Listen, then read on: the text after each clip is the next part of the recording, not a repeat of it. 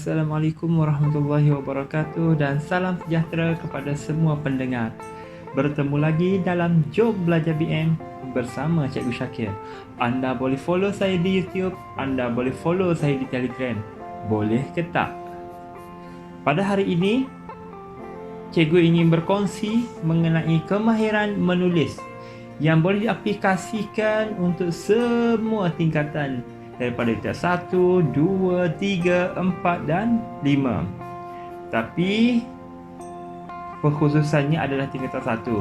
Okey, di sini cikgu sertakan sekali standard kandungan, standard pembelajaran, objektif, kriteria kejayaan dan pengukuhan untuk membantu rakan-rakan guru yang ingin mengajar tingkatan 1 kemahiran menulis. Okey. Standard kandungan yang dipilih 3.4 menulis untuk menghasilkan proses secara terancang. Standard pembelajaran 3.4.1 membina kerangka penulisan dengan menyenaraikan isi yang sesuai secara terancang dan kemas menggunakan bahasa yang tepat. Objektifnya pula, murid dapat membina rangka karangan dengan menyenaraikan isi yang sesuai. Bagaimana nak tahu berjaya ataupun tidak? Kriteria kejayaan. Murid dapat membina rangka karangan dengan menyenaraikan sekurang-kurangnya 3 isi bagi 2 tajuk yang dipilih. Jika tahap penguasaan murid itu lebih tinggi, anda boleh buat lebih tajuk, ataupun jika tahap penguasaan murid itu rendah, anda mungkin boleh buat 1 tajuk dan 2 isi sahaja, terpulang pada guru. Dan sebagai pengukuhan, murid akan membina rangka karangan bagi kesemua keempat-empat soalan yang akan saya kemukakan dalam video ini. Baiklah, rangka karangan yang saya ingin kongsikan menggunakan formula yang saya hasilkan, iaitu penintip. Okey, anda boleh gunakan banyak cara untuk menghasilkan rangka karangan, tapi untuk mengingatinya, saya gunakan penintip. Apa itu penintip? Pen merujuk kepada pendahuluan yang ringkas mengenai sesuatu tema. Inti merupakan isi tersirat berkaitan dengan kehendak soalan beserta dengan penjelasan yang ringkas.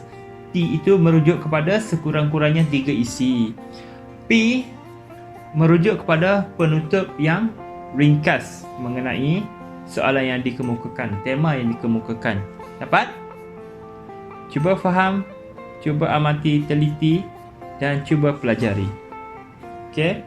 Di sini saya tulis sertakan contoh bagaimana anda menggunakan formula penintip ini dalam menghasilkan rangka karangan.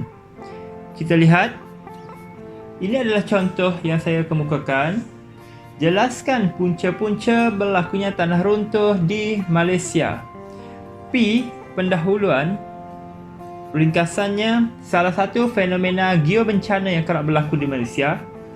Kedua, menyebabkan berlakunya korban nyawa dan harta benda. Itu merujuk kepada kesan. Anda tak boleh sertakan isi di pendahuluan. Okay, tapi kehendak soalan adalah punca. Yang saya tulis adalah kesan. So, tidak ada masalah.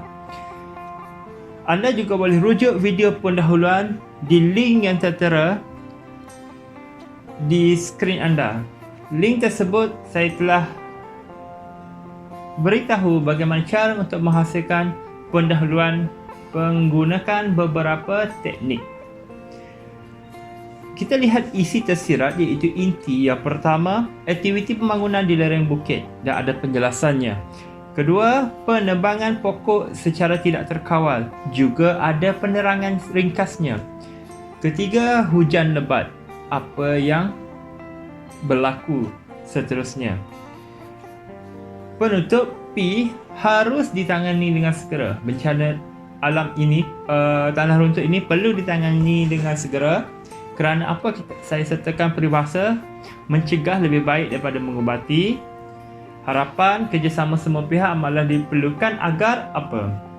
Kenapa penting kita buat rangka karangan? Supaya selepas kita baca soalan, kita tidak lupa isi yang berlegar-legar di fikiran kita. Kadang-kadang kita dah terlalu asyik menulis isi yang pertama, nak masuk isi kedua, apa isi yang aku terfikir tadi? Itulah punca ramai pelajar kehilangan masa. ketika menjawab soalan karangan. Jadi tulis awal-awal siap-siap apa isi selepas anda baca soalan tersebut. Ini salah satu cara.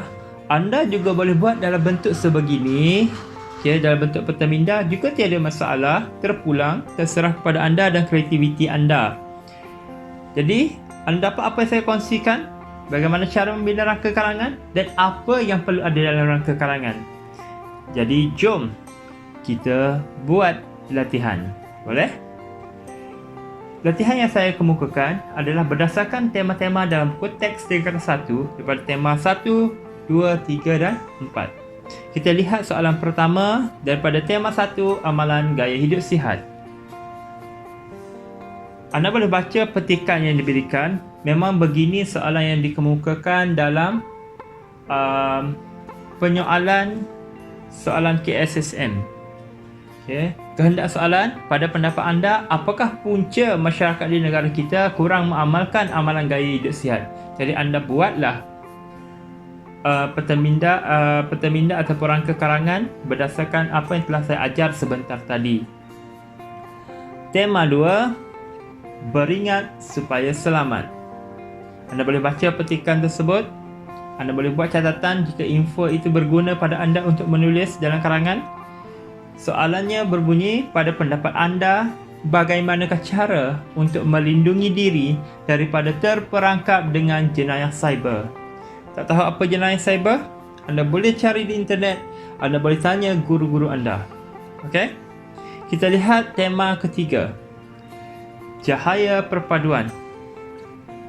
Inilah kehebatan negara kita. Uniknya negara kita, ada bermacam-macam kaum, bermacam-macam budaya, bermacam-macam adat, tapi kita mampu menggauli semua sekali menjadi satu yang kukuh. Jadi pada pendapat anda, jelaskan langkah-langkah memperkasakan perpaduan dalam kalangan masyarakat berbilang kaum di negara kita. Bagaimana caranya? Okey? Boleh? Dan tema keempat, seni bersendikan budaya. Okey, boleh baca petikan yang diberikan. Ada patung wayang kulit di tepi sana. Petikan jelas menunjukkan kelebihan mengetahui kepelbagaian seni dalam negara kita. Pada pendapat anda, mengapakah seni tradisi kian dilupakan oleh generasi masa kini? Anda kongsikan pendapat anda. Anda boleh pilih dua daripada keempat-empat tajuk ini untuk dijadikan sebagai latihan. Jika mahu, anda boleh buat kesemua keempat-empat tajuk ini. InsyaAllah akan membantu anda menjawab soalan karangan dengan lebih baik. Baiklah, itu sahaja perkongsian saya. Ingat, kejayaan bukan selalu kelihatan di depan mata. Kadang-kadang kita mungkin lemah, kita mungkin gagal, kita mungkin tak berjaya dalam akademik, tapi sahsiah kita jauh lebih baik. Itu juga satu kejayaan. Ada orang harta berjuta, rumah banglo, kereta Lamborghini, Ferrari, tapi ibu dan bapa dibiarkan sendiri. Itu bukan orang berjaya. Jadi budak itu pun dah ucapkan selamat berjaya. Saya juga ingin ucapkan selamat berjaya kepada anda semua. Semoga kita jumpa lagi. Sekian, terima kasih.